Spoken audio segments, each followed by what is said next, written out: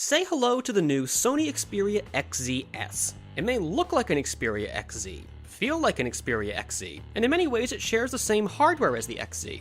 But under the hood, Sony's implemented a handful of upgrades that seek to make this the Xperia handset to get, so long as you aren't craving the ultra high-res 4K screen of the Xperia XZ Premium.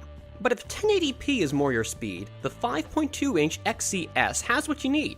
The phone's design is a near-perfect replica of the Xperia XZ, and unless you know what you're looking for, you might be hard-pressed to spot any discrepancies. They're precisely the same size and share the same weight. Place them side by side though, and you may notice the raised camera bump on the XZs, hinting at one of the first big upgrades here. Unlike the XZ with its 23-megapixel camera, the Xperia XZs picks up the same new motion eye camera debuting with the XZ Premium. While its 19-megapixel sensor gives it a slightly lower resolution than the XZ's camera, the same 1/2.3-inch sensor size means a 10% larger pixel size here, and who doesn't like increased light sensitivity from their smartphone's camera? But more than that, Sony taps into the power of camera-integrated memory to cut through processing bottlenecks and allow the XZs to film slow-motion footage at a staggering 960 frames per second. Seeing that kind of slow-mo in action can be a little disorientating, as the subjects you're filming seem to be almost frozen in place. Switching over to slow-mo is as easy as tapping an on-screen icon while filming regular full-speed video. While the XZs shares that camera hardware with the XZ Premium, not all of the high-end phone's upgrades carry over to this handset. Take the processor for instance. While the Premium runs the new Snapdragon 835, the XZs falls back to the same Snapdragon 820 we already got with the first Xperia XZ. And while we dig the presence of stereo front-facing speakers here, the XZs lacks some of the high-quality audio support of the Premium. Still, there are tweaks to the old XZ hardware here and there.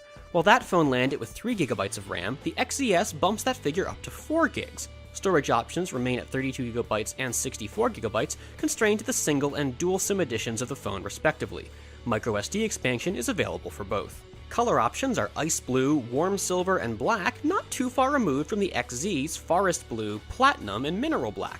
No matter which you choose, the XZs enjoys water resistance with an IP65 or IP68 rating. Another holdover from the Xperia XZ is the 2900 mAh battery here, and while Sony loves to talk about all the battery life extending technologies it uses, we had that same tech with the XZ, and while that phone had acceptable battery life, it was by no means at the head of the pack among its peers. Much like Apple with its S models, we're not looking at Sony reinventing the wheel with the XZs. In fact, compared to those iPhones, the upgrades here are arguably even more reserved. A new camera and more RAM, but still very much a phone we're going to think of as an XZ. As a result, we doubt many current owners are going to feel tempted to upgrade, and instead expect Sony to target shoppers coming from much older phones. Sales of the Xperia XZs are on track to get started in early April, when the phone will sell for the very flagship level price of nearly $700.